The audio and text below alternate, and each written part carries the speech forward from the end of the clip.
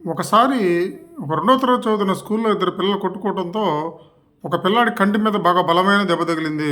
వాడిని ఇమీడియట్గా హాస్పిటల్కి తీసుకెళ్లారు. వాడికి చాలా ఎమర్జెన్సీ అయింది. ఏదో ట్రీట్మెంట్ చేసి సర్జరీ కూడా ఏదో చేసినట్టున్నారు.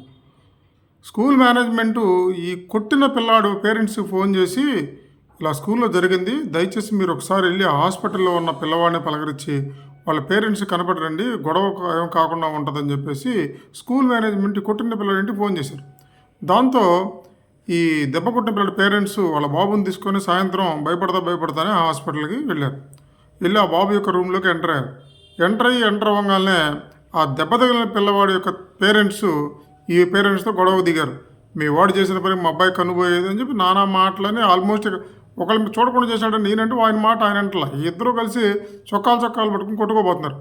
ఈలోపు ఏం జరుగుతుందంటే ఈ పిల్లాడు ఇచ్చాడే దెబ్బ తగిలిన పిల్లాడు కాకుండా ఇంకొకడు, వాడు దెబ్బ తగిలిన పిల్లాడు మంచం మీద ఎక్కి వాడు వీడు కలిసి ఇద్దరు కలిసి ఆడుకుంటున్నారు.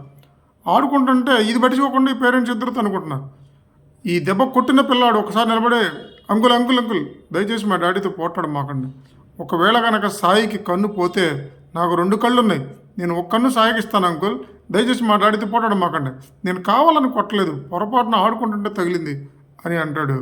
దెబ్బ తగిలిన పిల్లాడు డాడీ కొట్టలేదు రమేష్, నన్ను మేమిద్దరం ఆడుకుంటుంటే పొరపాటున తగిలింది దెబ్బ, రమేష్ వాళ్ళ ఫాదర్తో మీరు పోట్లాడొద్దు, మీ ఇద్దరం చాలా బెస్ట్ ఫ్రెండ్స్ డాడీ అని ఆ పిల్లలిద్దరూ అంటే ఈ పోట్లాడేటువంటి పేరెంట్ కళ్ళమ్మట నీళ్ళు వచ్చి ఈ కొట్టిన పిల్లడిని గుండెలకు హత్తుకున్నాడు.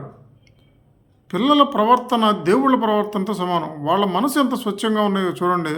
ఇంత వయసు వచ్చినా విషయాన్ని కరెక్ట్గా అర్థం చేసుకోకుండా మన ప్రవర్తన ఎలా ఉందో చూడండి.